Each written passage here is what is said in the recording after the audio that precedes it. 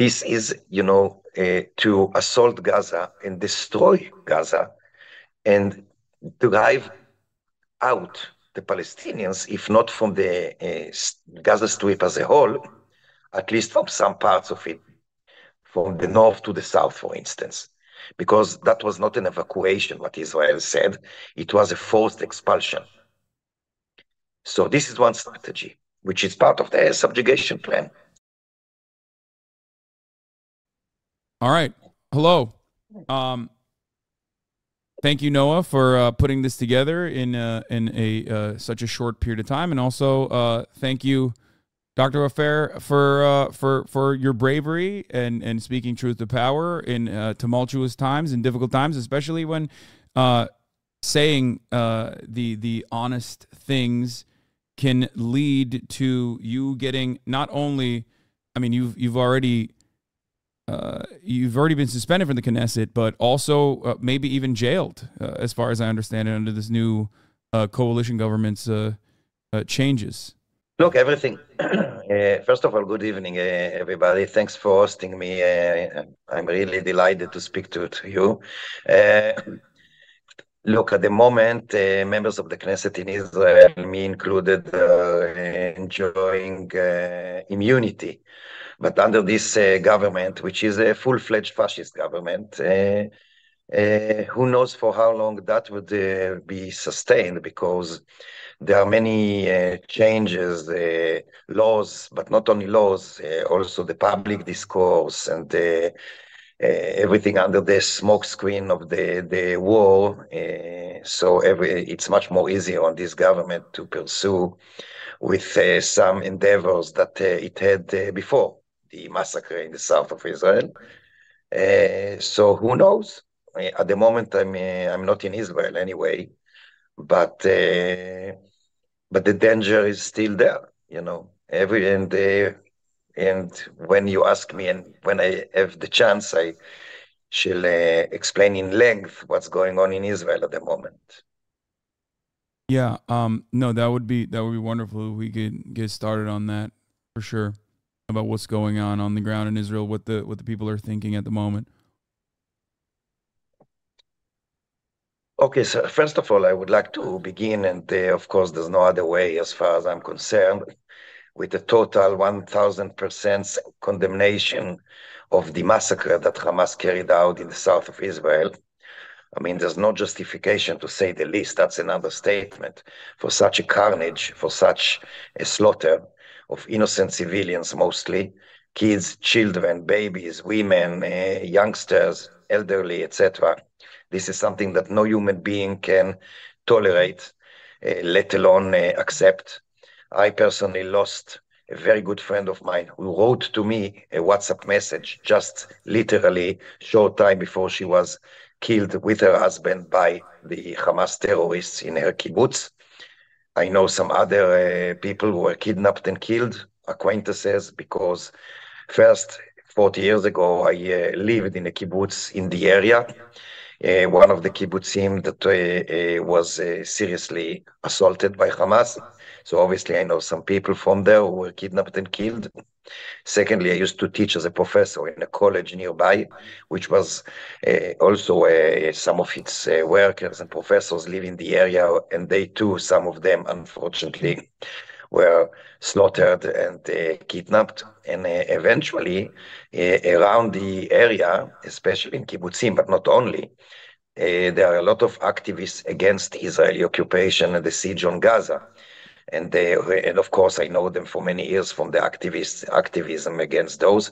And unfortunately, some of them also were killed and kidnapped. So on top of the moral and political disgust at the carnage that Hamas carried out, there's also a personal layer, which fills me with pain and sorrow and rage.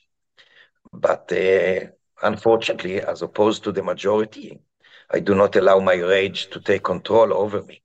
I would like, if I may, to refer to a good friend of mine. And by the way, I have some friends in Gaza too, and I talked to some of them, and obviously they are viciously attacked as well. And I shall refer to it in a second. But perhaps our viewers and you remember Dr. Azadin El-Ayash from Jabalia refugee camp in Gaza, who his house was bombarded by Israel in 2009, in which 3 of his daughters and a niece were killed. He lost in one bomb 3 daughters and niece, and another daughter was wounded, and some other family members.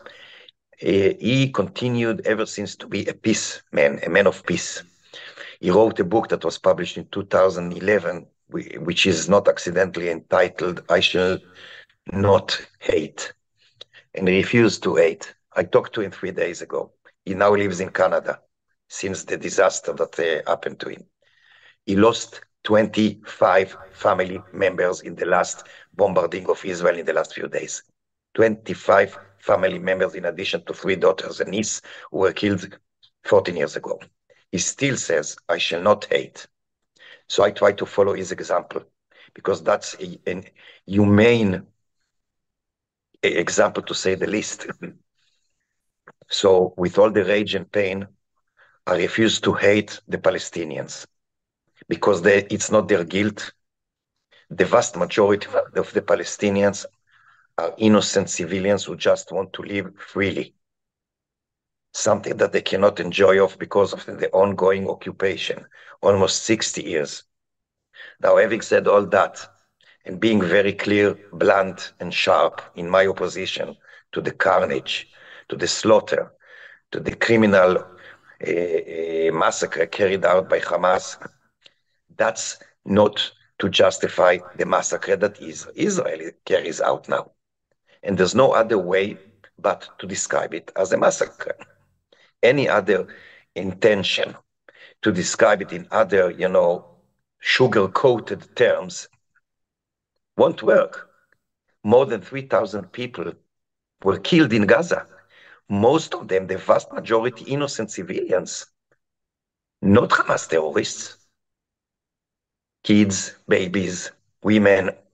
You must be a vicious person to justify it or to turn your back on them. You must be a terribly cynical politician or a totally immoral person. I refuse to be like that. So I care about every human being, Israelis and Palestinians, Arabs and Jews, and of course, everywhere in the world. And that's the reason that I'm insisting in being against the assault carried out by Israel. And I refuse to accept the sugar-coated excuses. And I refuse to hate the Palestinians just because they're Palestinians. I'm not talking about, of course, the Hamas terrorists and murderers. I'm talking about the Palestinian people as a whole. They deserve to have a good life. They deserve to have a good life. Shall I pursue, or you wanted to ask something, Noah?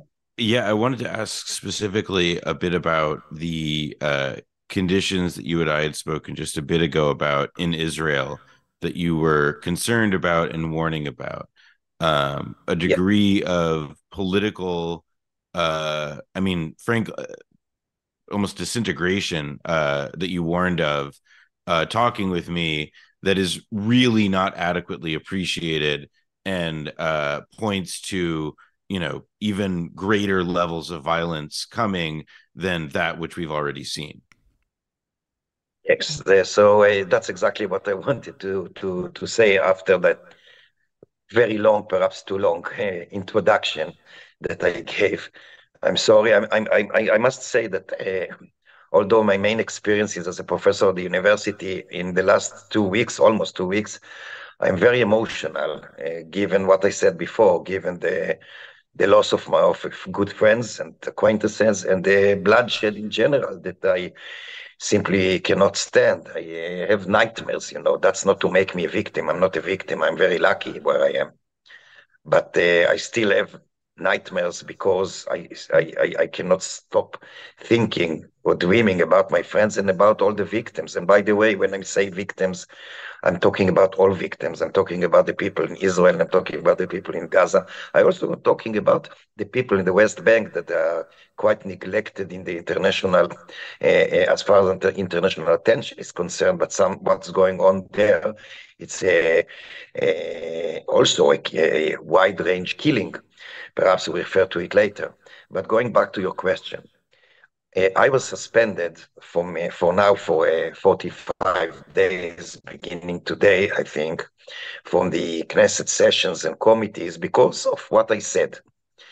And what I said is very simple. I said three basic things which I do not regret, and I shall never retreat from them because I think those are truth. First, that Israel does carry out a massacre. As I said before, there's no other way to describe it. And that doesn't say anything about underestimating the massacre that Hamas carried out. Obviously, no one should and must not underestimate the carnage, the slaughter that Hamas carried out. Absolutely.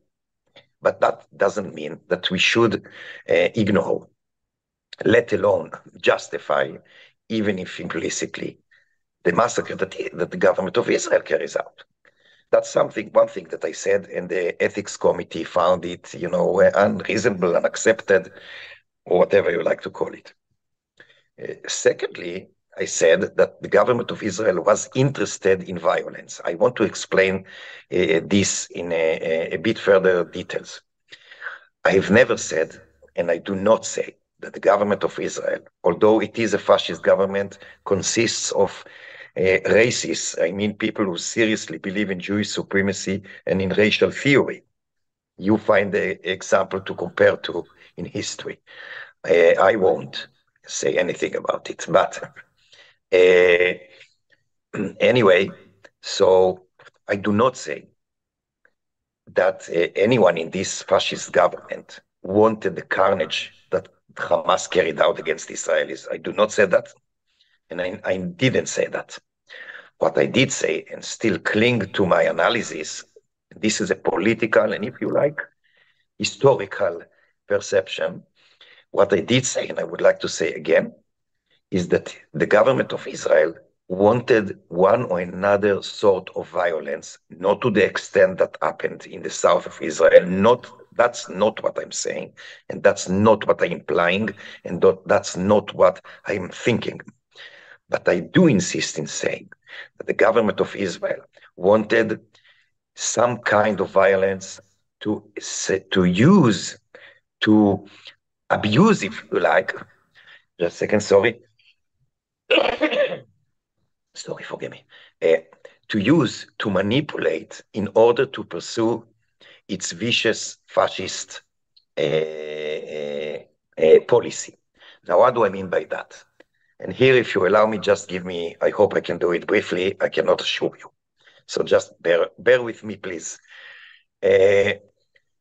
Everybody knows that the government of Israel has been trying for a few months to pursue and to execute a coup. Sometimes in the international media, it was referred to as a judicial reform. That was not a judicial reform. That was not even a judicial coup. It was a coup d'etat, to the extent that the government wanted to destroy the democratic components, and I emphasize democratic components because I have no intention to say that Israel is a democratic state. In my view, it is not, for many reasons that, if you like, we can refer to later. But it does have some democratic components or democratic elements. One of them, until now, more or less, is the separation of the judicial authority from the executive and the legislator. And I emphasize the judicial from the other two because there's no really, in Israel, in the parliamentary system, there's no real separation between the executive and the legislator or the legislative. But there is in the Israeli system a separation between the judicial and the other two. The government in Israel, given the parliamentary system, already controls the Knesset, the parliament. So it can achieve whatever it likes. It can block whatever it likes. The government controls the Knesset, and that was the case ever since the state was established. It's not under this specific government specifically.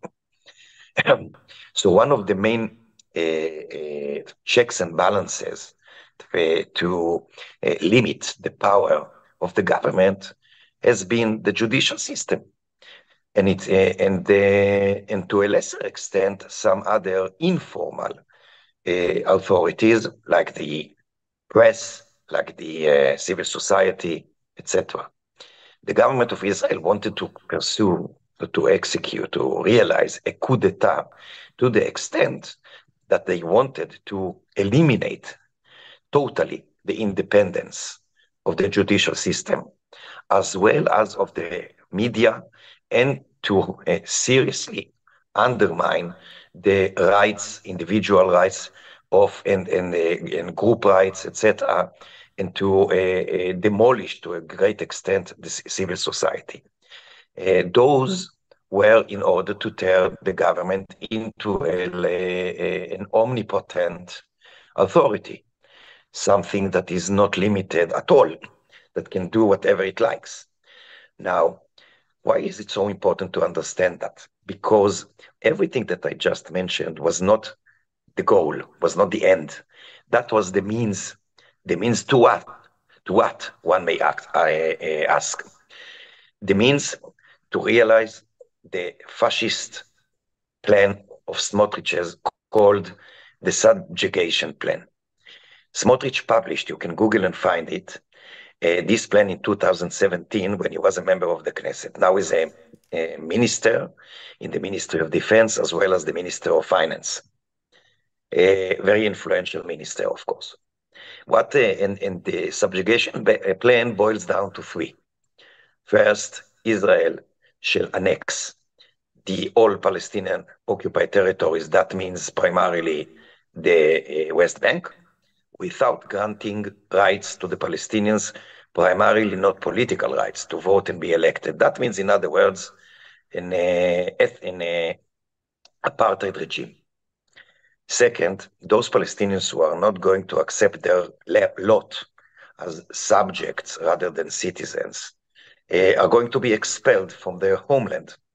Thirdly, those Palestinians who are going to resist are going, in Smotrich's terms, going to be taken care by the army. That means they are going to be killed. Those are the main three components of the subjugation plan. This government of Israel wanted to realize that and understood that as long as there is a relatively independent judicial system and press, and civil society consists of many human rights organizations and individual rights like freedom of speech, freedom of movement, freedom of association, etc., the chances to realize this plan are very slim. So in order to realize this plan, which is the end, they used the coup d'etat as a means. They failed. They failed,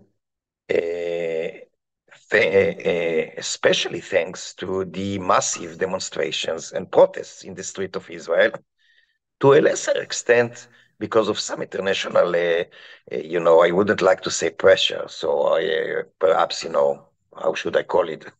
Hints about the future or something like that. And I also have to say that some, divisions within the Israeli military and that they frightened Netanyahu, the economic crisis that was very, that it was clear that it's just around the corner. We began to see its seeds. So for these and some other reasons, they failed. They looked for an alternative. History, unfortunately, shows that in Israel, the best means to achieve something that the government wants and doesn't succeed to achieve is as a security tension and its peak is violence or war.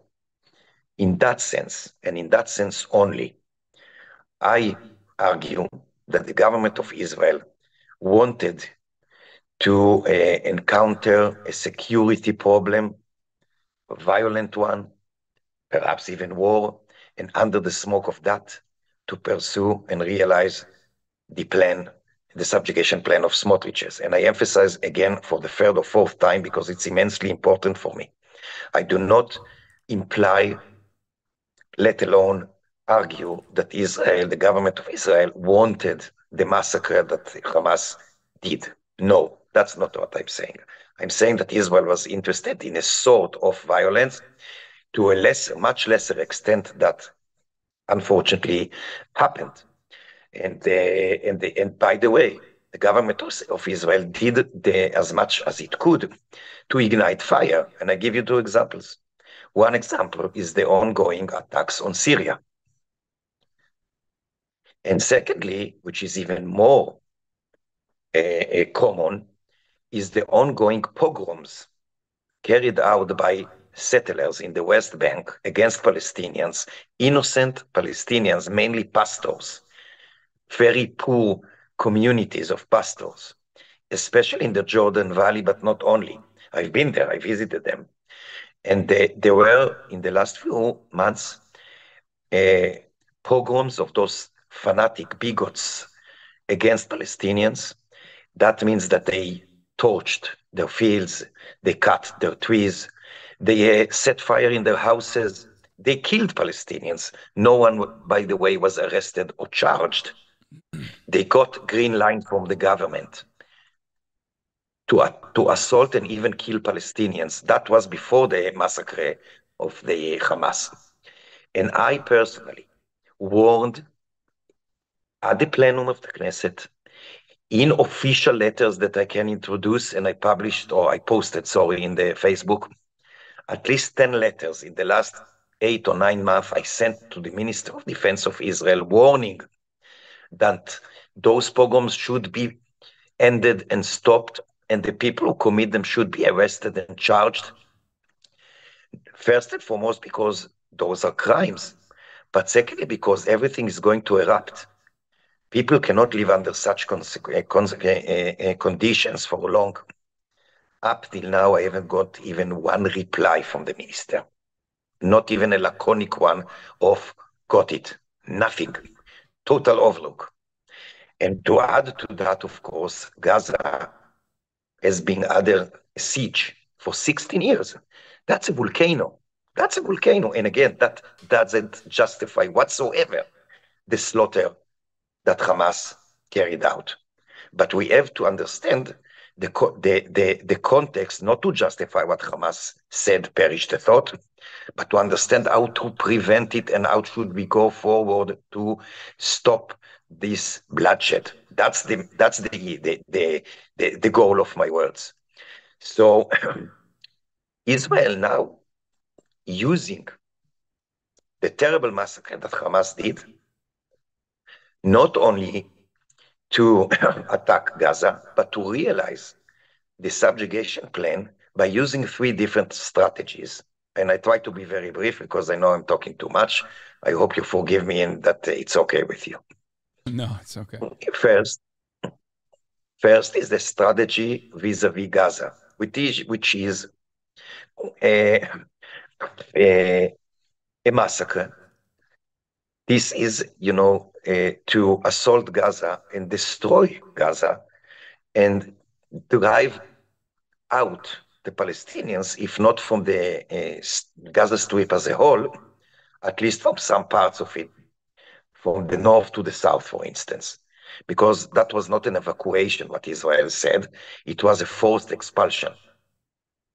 So this is one strategy, which is part of the subjugation plan. The second strategy is in the West Bank and to some extent in East Jerusalem. And here is the ongoing pogroms I mentioned before, but now there's a systematic killing by settlers. Just a few days ago, settlers got into the Palestinian village of Kusra, murdered 4 Palestinians, and went away. Nobody stopped them. Nobody prevented them from doing so. Nobody arrested them afterwards, let alone charged or prosecute them. They did what they want. And at the funeral of those four, the day after, the settlers came again and shot at the mourning people in the funeral and killed the father and the son. And of course, the army is also attacking Palestinians. So there are dozens of Palestinian dead in the West Bank as well. This is the other strategy of ethnic cleansing.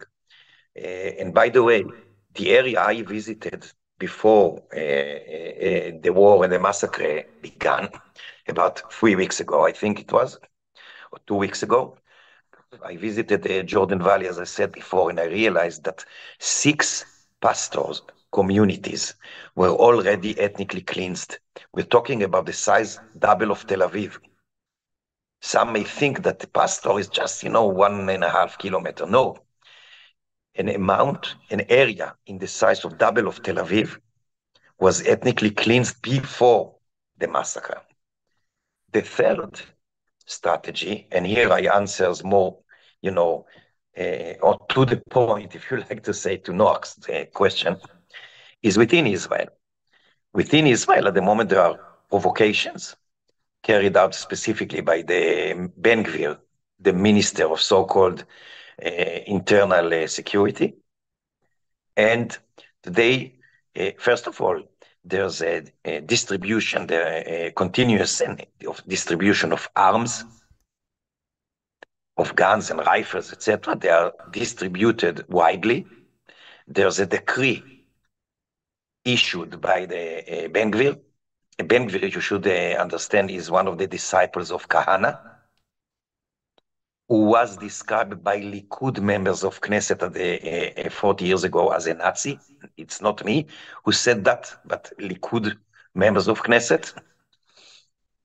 So he is one of his disciples. He is an admirer of Baruch Goldstein, a mass murderer who killed 29 Muslims while they were praying in El Khalil, in Hebron. That's the minister that now issued a decree that allows people to get arms very easily. Surprise, surprise, a great amount of those people who got the arms are people of Ben Gvir's. And so they have the instruments, they have the ability now to attack. Secondly, they have the motivation, given the provocation, given the smokescreen of the war, etc. I forgot the word, I shall remember in a second. They know exactly, they've got the targets. On the social network, there are groups, for instance, WhatsApp groups, Telegram, that indicate with names and addresses who are the targets that they should target. And because of that, all the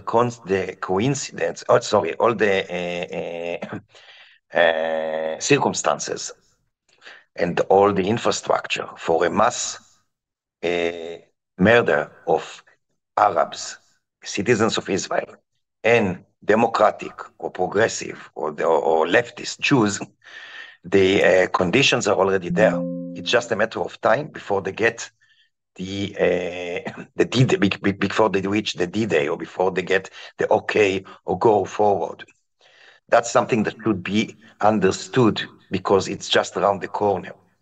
And in addition, and that would be my last argument in this, as far as the last question is concerned, now it is in Israel forbidden to demonstrate, for instance. Today, the police brutally didn't allow a peaceful demonstration against the war, not supporting Hamas, absolutely not, of course not. No one can support the Hamas and this mass murder organization, absolutely not. The people wanted, Jews and Arabs together, wanted to demonstrate in Haifa and other places against the war, to express sympathy to the people of Gaza, as well as to the people of Israel who were slaughtered and their families were kidnapped. The police brutally didn't allow it. And the chief of the police announced today that protests and demonstration are forbidden. The only democracy in the Middle East, you understand? But it's not only that, it is also forbidden to express sympathy to the dead children, to the killed children of Gaza. It's forbidden. It's forbidden to oppose the war on the social networks. People are arrested and interrogated by police for posting anti-war posts or for tweeting sympathy or empathy for the people who are killed in Gaza. They are arrested and interrogated for that.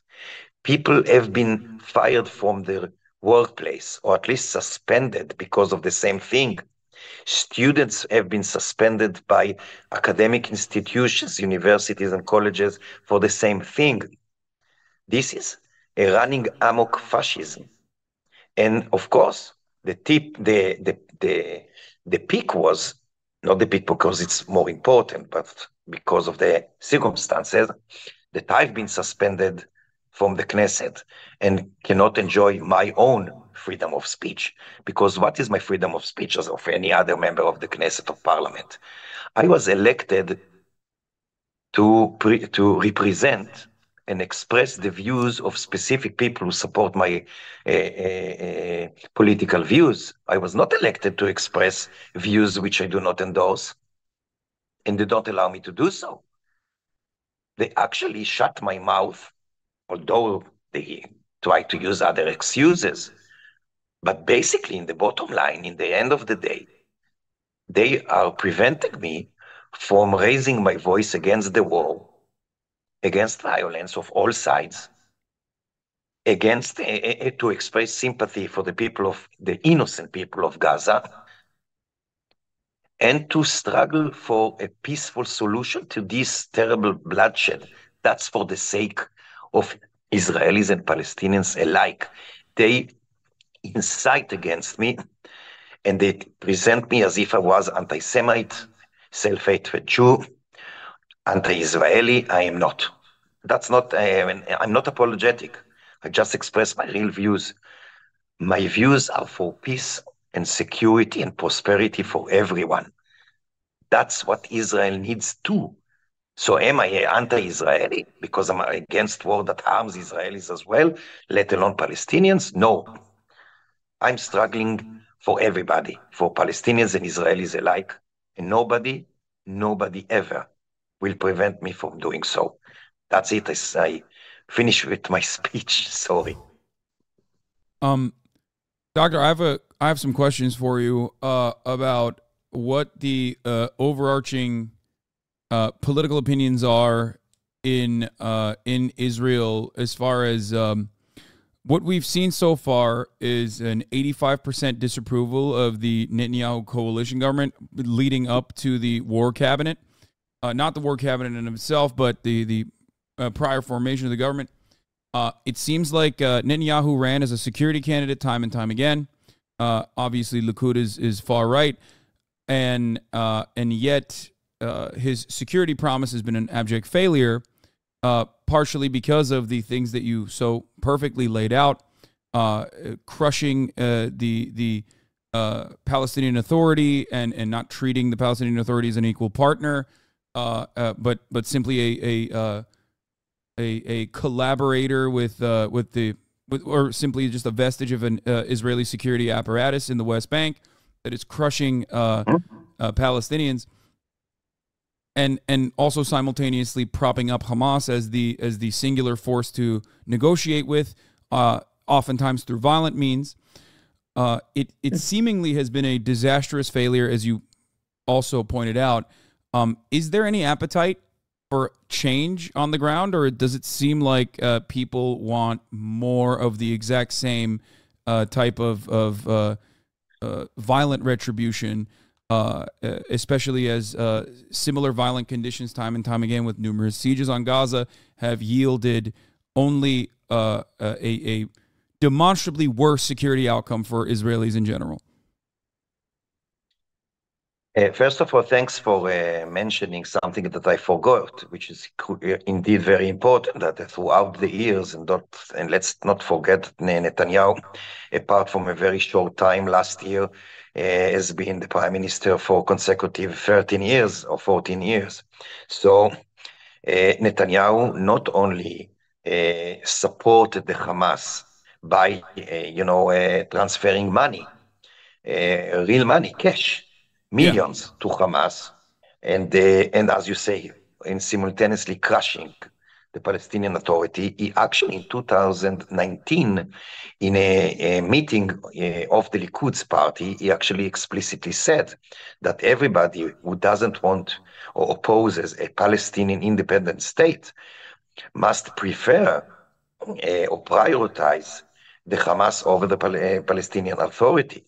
So he's the one who actually did everything to strengthen Hamas. By the way, many years ago, Dan, what was his name there? He was afterwards the ambassador, the American ambassador to Israel, Dan Kretzmel, no, I don't remember his family name. What, Kurtzer? But he warned Israel. Better, that's it, sorry. Kurtzer, yeah, sorry. So he actually warned the government of Israel more than 20 years ago, or perhaps even almost 30 years ago. Yeah, I think it was in the beginning of the 90s when Rabin still was a prime minister. He warned the government of Israel not to prefer the Hamas over the PLO, and that Israel is going to pay a very high price for that. And they didn't want to listen to him. He was right. We can see it now. So very important, you mentioned it before.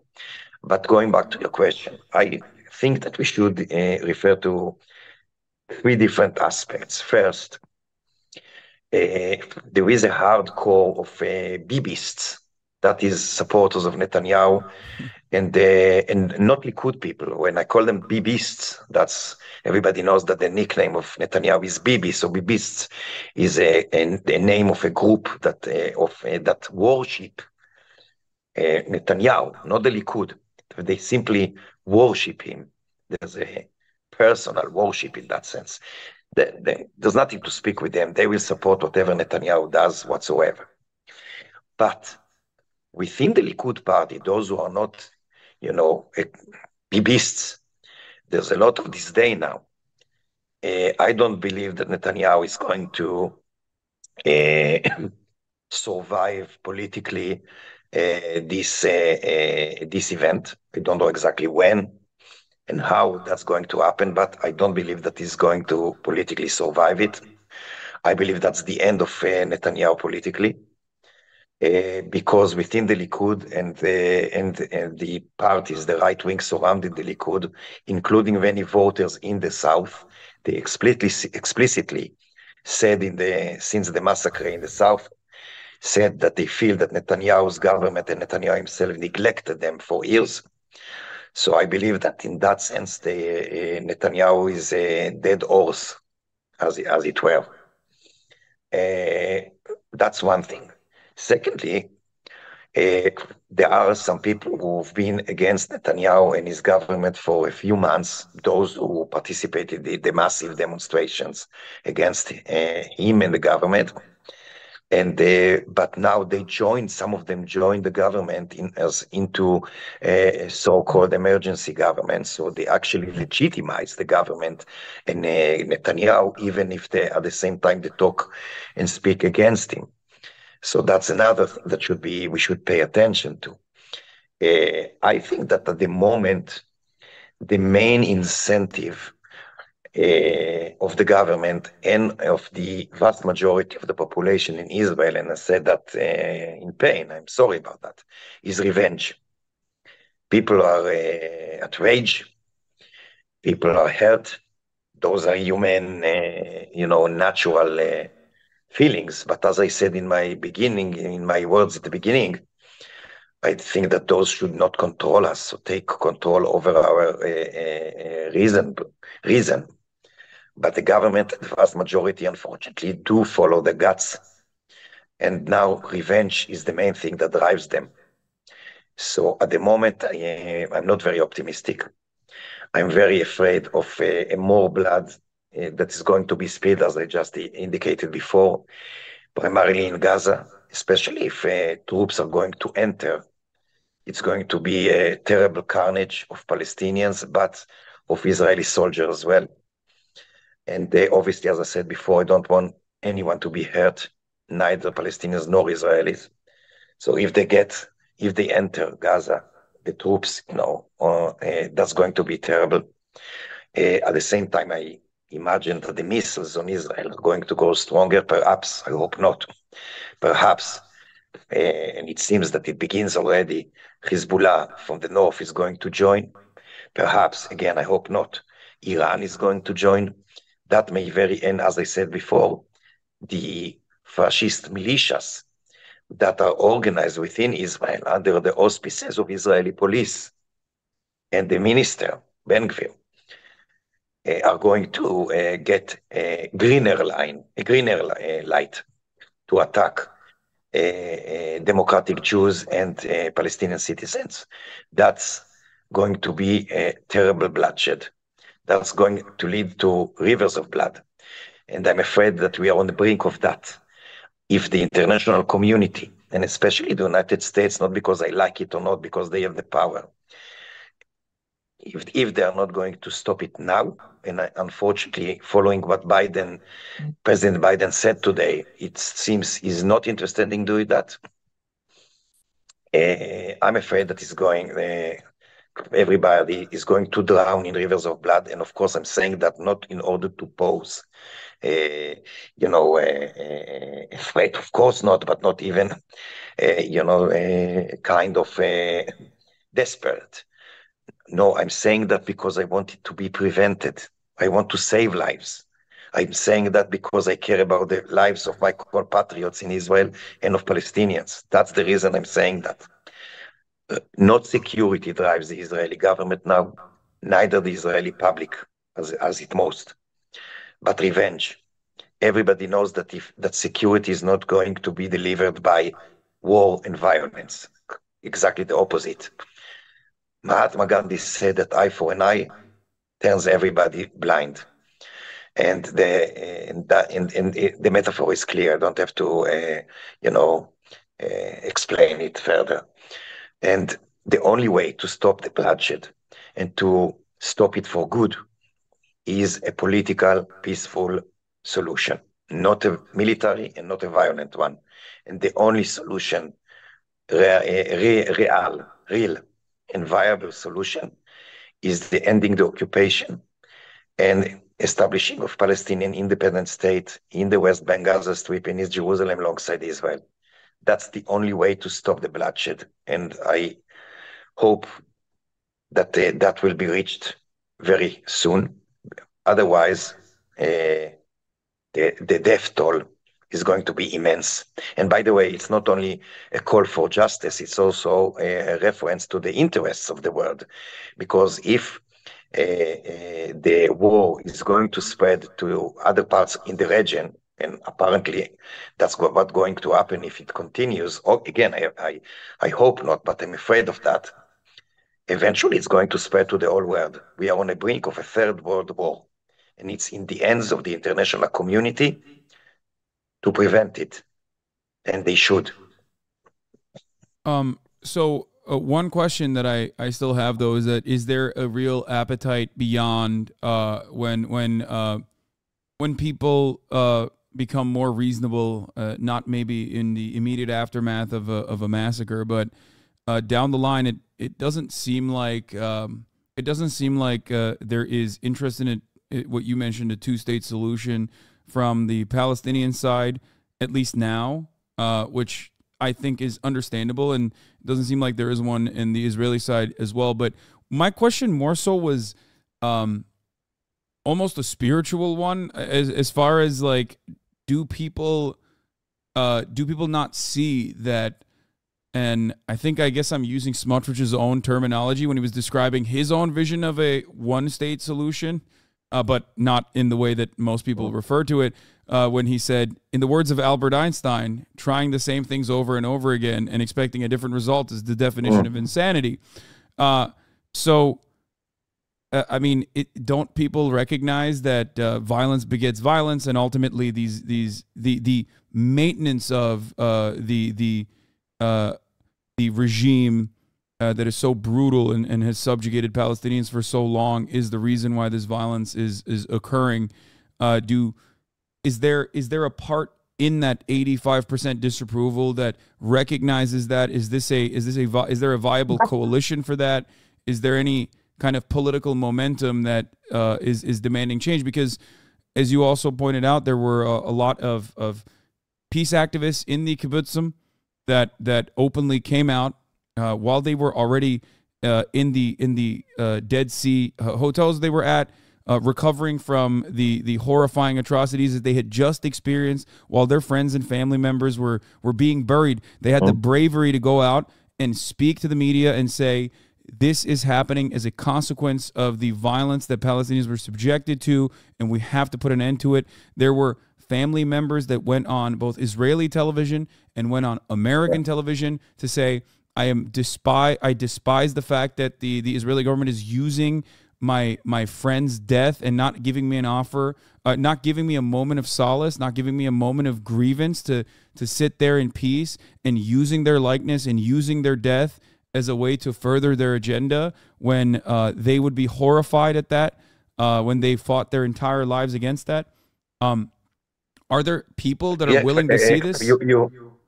It's true, and to some of those very brave people that you mentioned that really survived the inferno, I talked to some of them, encouraging them, expressing my solidarity, my support, and everything.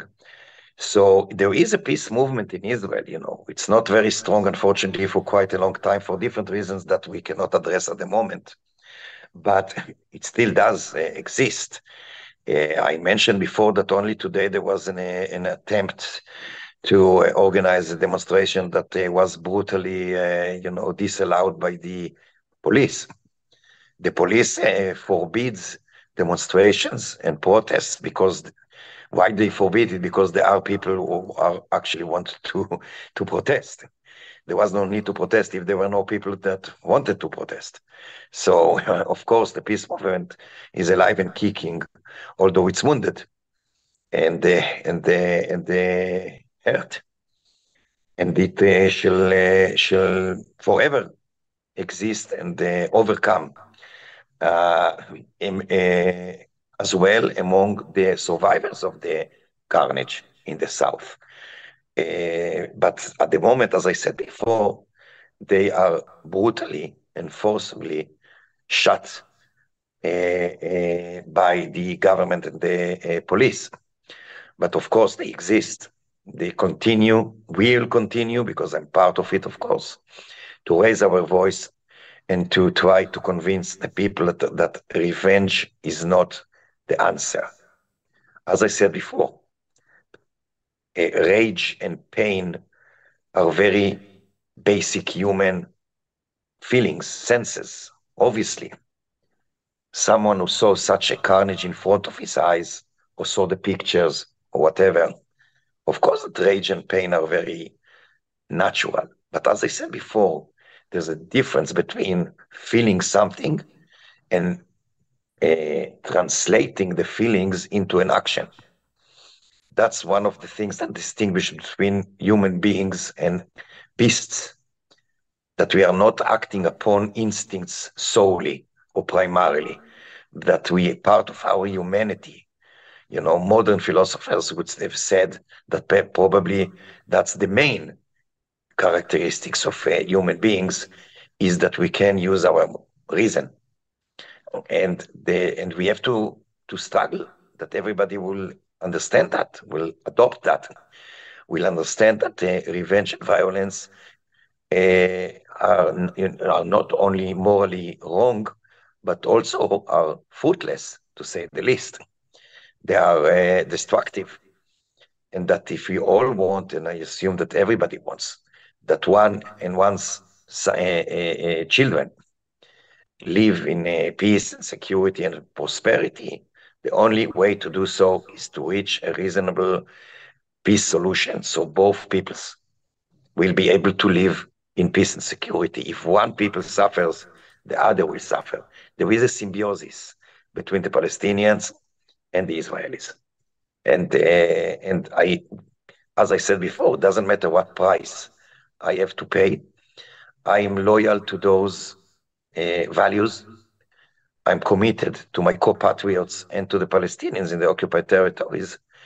And as part of this commitment, I continue with my struggle for both peoples and for justice, even if they try to shut my mouth time and time again. I will never surrender. Thank you for your bravery and your unwavering moral clarity in this situation.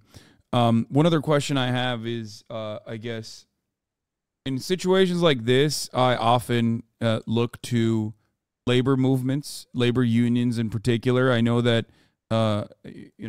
Israel does have a relatively, in comparison to the American labor movement at least, a relatively robust one.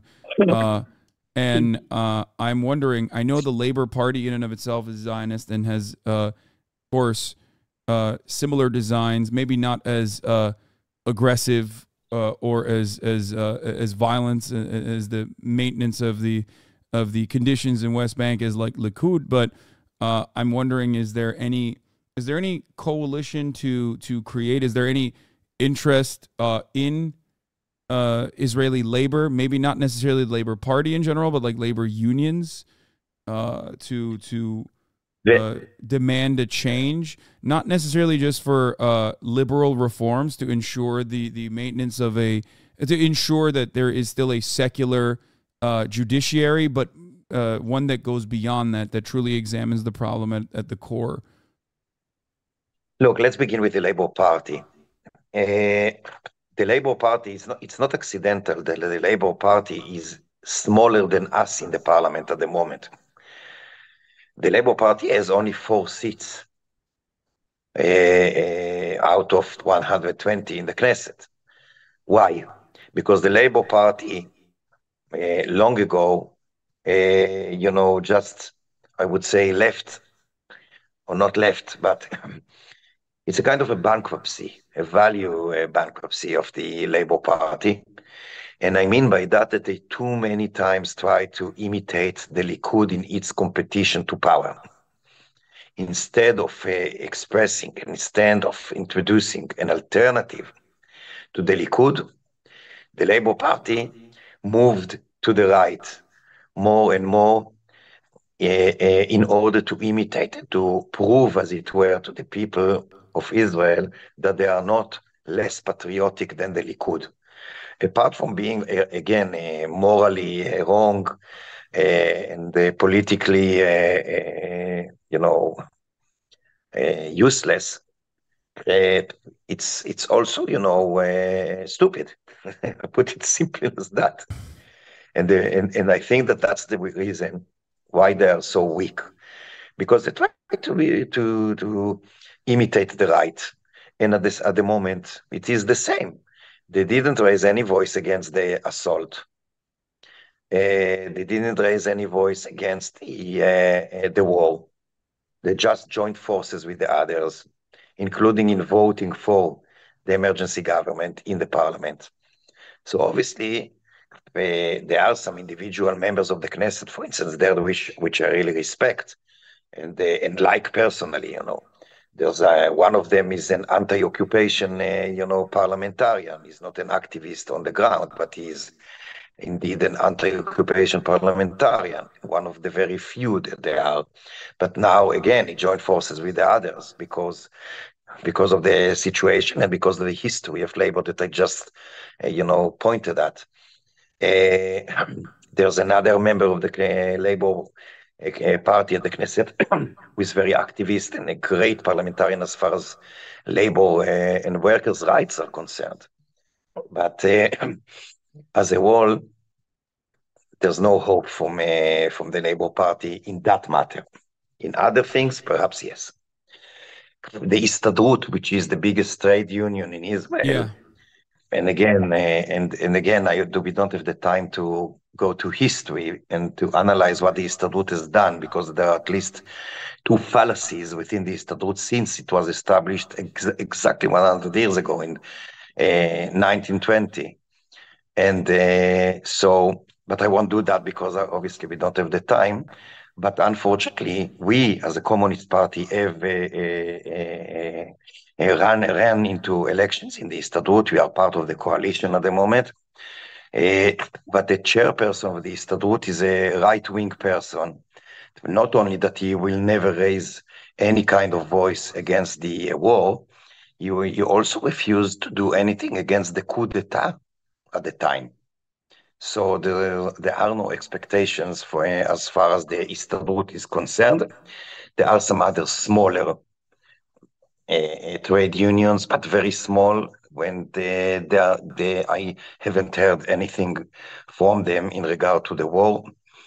So although I am a socialist and I consider myself even to be a revolutionary socialist, at the current situation in Israel, the labor structure and the class structure and the labor movement are not the ones from which ending the war will come from, unfortunately, but that's the truth. Yeah. One thing that I was curious about that you had said earlier, and that I've seen headlines about, and relates to some of your discussion about the potential for further violence, was the distribution of weapons. And Israel, I think if you go to if anybody has ever spent time within Israel or the Israeli territories, there are soldiers with guns everywhere. Seeing guns in public on uniform held by people in uniform is very common. Much less common unless you are in the settlements that are over the Green Line in internationally recognized Palestinian territory. You'll see some people have personal weapons, but Israel does not have a culture of personal gun ownership. And so when I saw the videos and photos of weapons getting handed out, in the settlements, but also more broadly through the country, it struck me as also that that is just one of some of what are probably the other kind of material shifts that are happening within the country that may enable, further violence to the point of genocide. Absolutely, as I said before, and thank you for giving me the chance to, even to strengthen this argument. And I hope that as many people as possible are, listening to us at the moment in general, at this moment specifically. I'm very afraid of a real civil war within Israel because of that. There are organized, trained militias, fascist militias, people who are close to the Kahanist ideas that are now not only trained, but also armed to the teeth and also equipped with specific targets. That's a prescription to an eruption of violence within Israel. So in addition to the war in Gaza, to the bloodshed and ethnic cleansing in the West Bank and East Jerusalem, to the risk of another front in the north and beyond. Again, I hope not. There is a serious risk, and to some extent, perhaps this is the greatest danger, that within Israel proper, especially in the so-called mixed cities, that is to say, those cities that before the Nakba, before 48, the majority of them were Palestinians, and after the Nakba, the majority is Jewish, but there's a relatively big Palestinian minority. In those specific cities, there are trained, armed, and fascist, racist militias waiting for the right time to attack. And if, alas, something like that happens from the government, specifically from the Minister so-called of Internal Security, which is very ironic, to call him under after what I just said.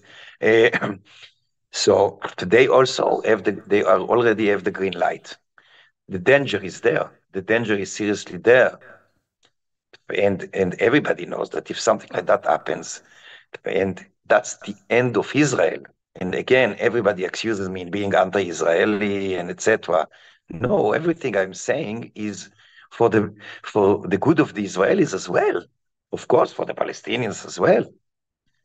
But I do care about the Israeli society. And I'm afraid that this government, those bigots, are going to lead the Israeli society into destruction.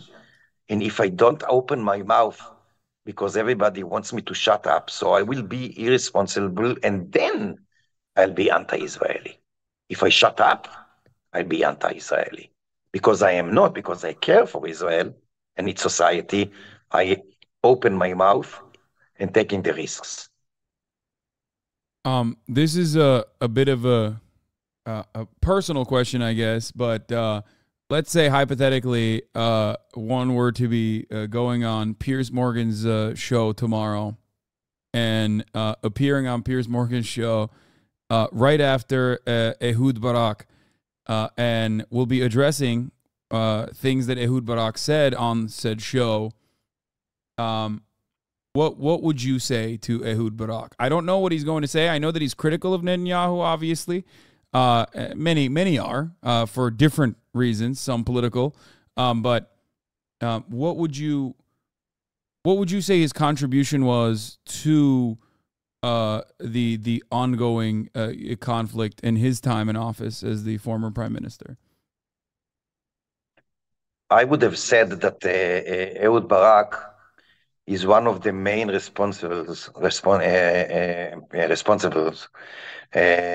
for the current situation for mainly two reasons. Well, first, once he declared that there's no partner, you all remember that he declared that there was no partner on the Palestinian side. Once he declared that, he paved the way to the most vicious, fanatic right wing that we see now in power.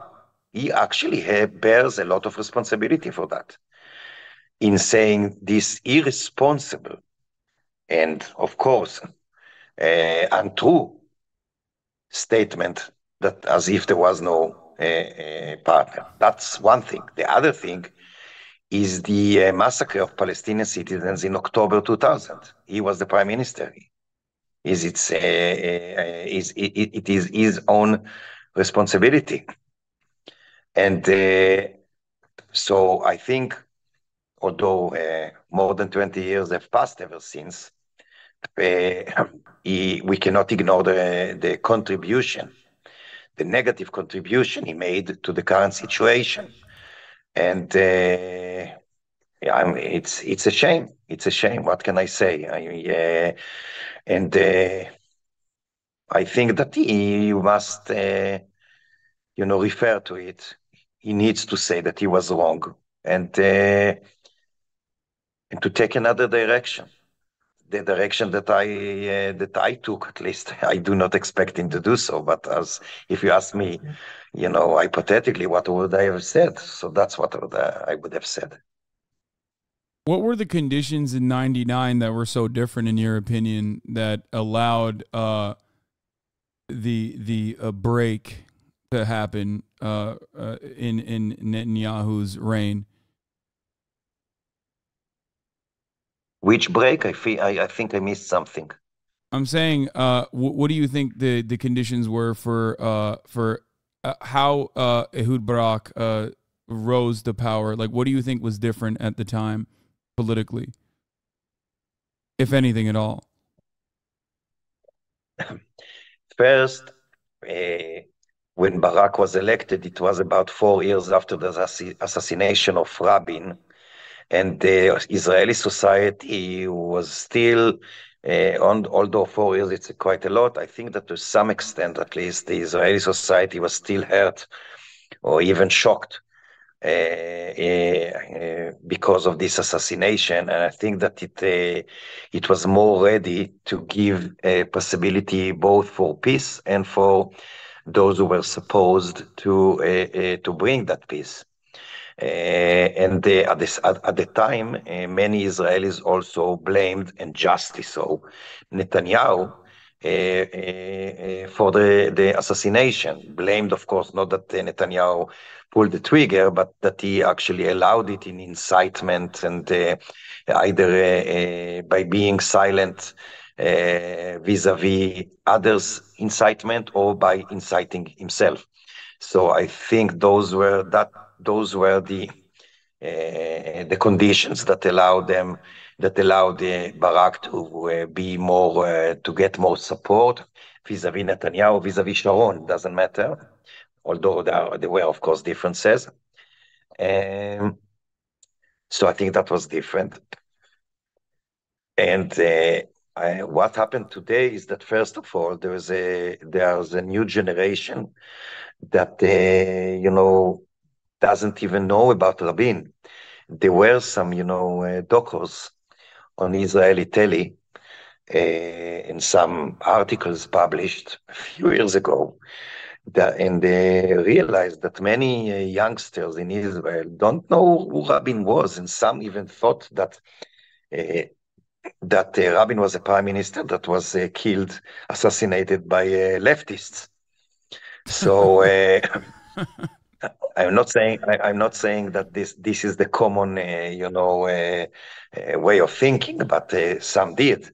So, and I wish it was funny. I mean, I understand you, but it's for me it's very painful. Anyway, so those 30 years since the assassination, 20 years since the no partner statement of Barak and the second Intifada, which was a very vicious one with many deaths, and the death toll of Israelis was terrible. And of course, thereafter, the invasion and incursion to Jenin by Israel, so many things that happened ever since. And I must say, and I said that before, that the international community bears a lot of responsibility for the ongoing confrontation and occupation, because had the international community forced Israel to end the occupation, Israel would have had no chance, no other choice. Just look at how many times, for instance, the Security Council of the UN wanted to accept some decisions, against Israeli atrocities and mal behavior, and the United States vetoed. And so in that sense, the United States has a lot of responsibility for the ongoing situation. And unfortunately, it doesn't seem that Biden and his administration are going to change anything. Sending battleships to the Middle East is not the way to reach peace. I said before, what is the way to reach peace? And by the way, I must say another thing, with your permission. Many people say, how can you still believe in peace after the massacre that Hamas did? How you can still look at those beasts, and believe that they are peaceful people? So, of course, without getting into the well-known discussion regarding colonialist racism and and the attitude towards the indigenous as if they were barbaric. We all know that colonialism is based on such perceptions. There are so many books and texts on that, and experiences, first and foremost. So without referring to that, because such a saying, of course, is indeed a well-known colonialist, perception in its reference to the barbaric, quote unquote, of course, indigenous. But there's another thing. The Palestinian people in the Hamas are not one and the same. The Hamas are Palestinians, but the Palestinians are not Hamas. And so I think, and I said it in a few occasions, that the real way to get rid of Hamas, and indeed I want to get rid of Hamas, especially by the way for the benefit of the Palestinians, because they suffer from Hamas in Gaza. Hamas rule is a dictatorial, murderous system vis-a-vis the Palestinians in Gaza, before we talk about the massacre they did. in Israel. I don't want Hamas to be there, but the way to get rid of them is political. What do I mean by that? Yeah. We have to distinguish between the ideological hardcore and the masses, the grassroots. The ideological hardcore will probably stay and won't change its mind. But the support for the Hamas is going to be stronger or weaker according to the circumstances that to a great extent Israel creates. If the Palestinian people would have had hope, if they knew that the occupation is going to be over soon, that there is a move towards it, that they are going to enjoy their own sovereign independent state, that we would have not supported Hamas. By the way, it's not a theoretical issue. Look what happened after the Oslo Accords, without getting to the discussion whether they were good or bad. But when people still believed, even if they were wrong, that's not the issue now. When Palestinians believe in 1993 that the Oslo Accords are going to materialize into independence and ending the occupation, that was the point where Hamas was at its weakest situation.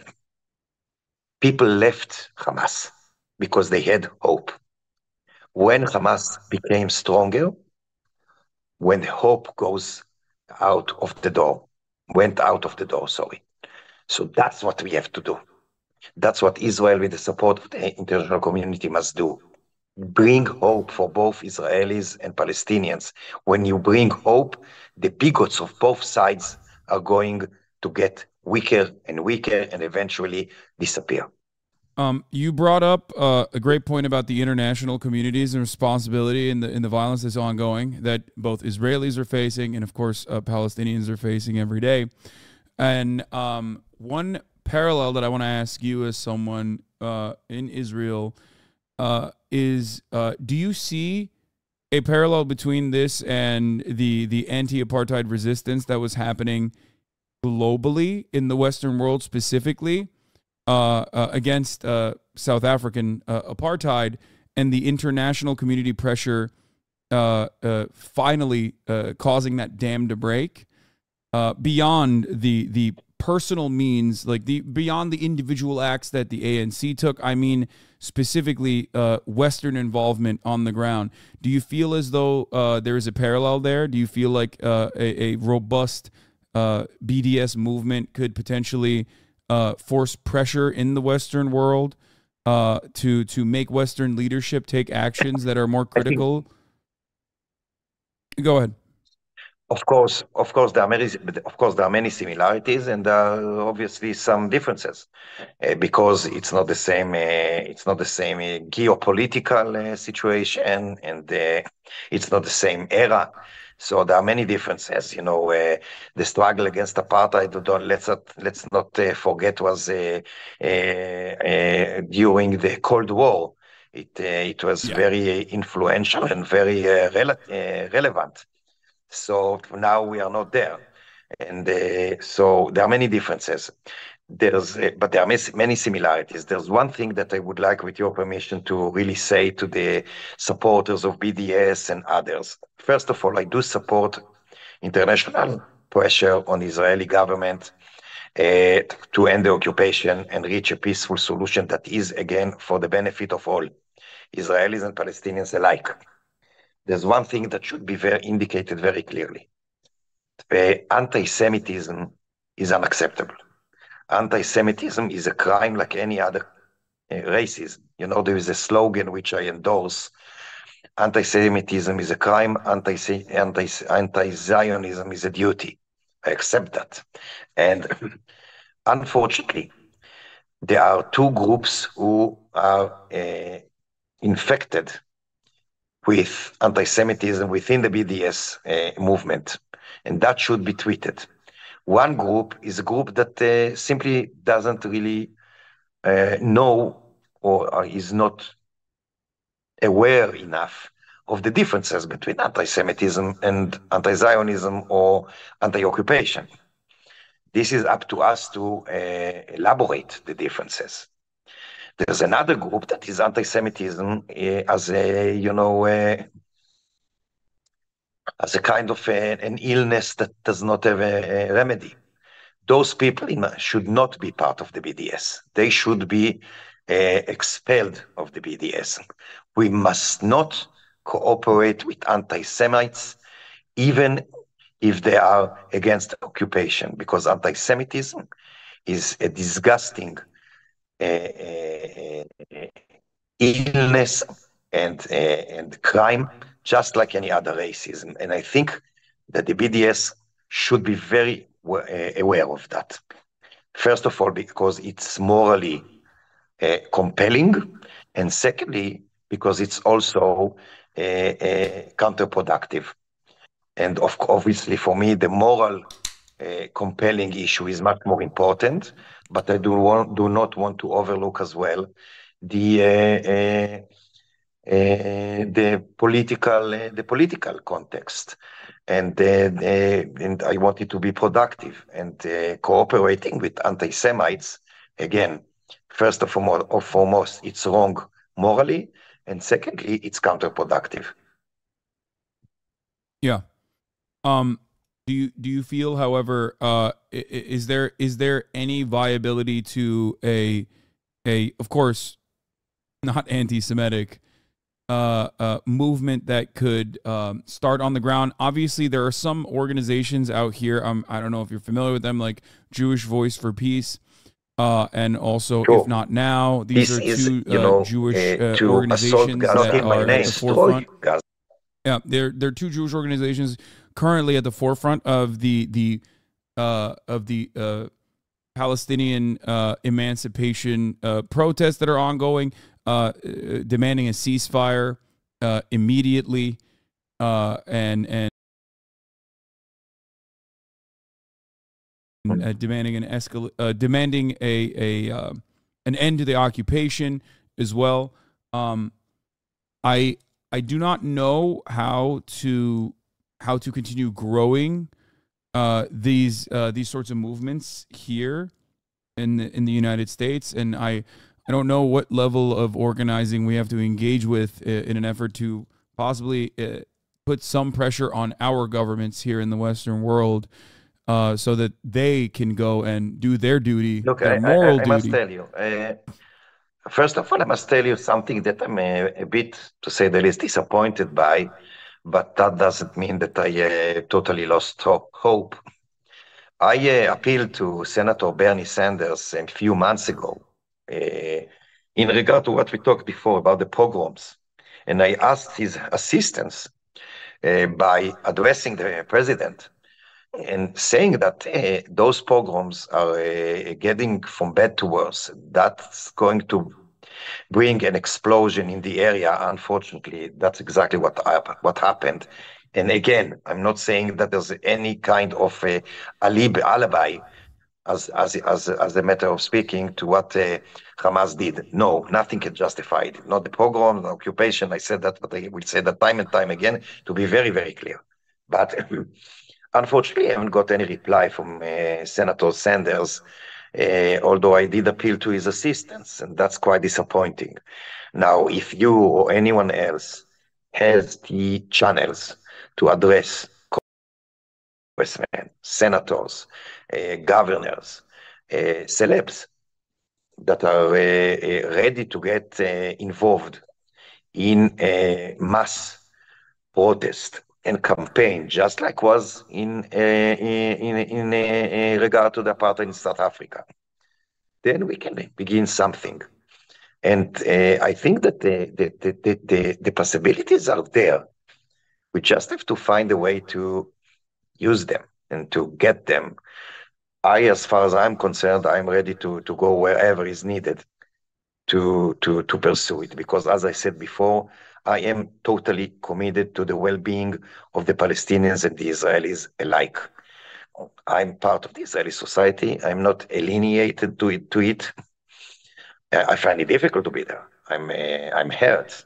I'm not happy in being probably the most hated person in Israel at the moment. It's not something that I'm happy about it, to say the least.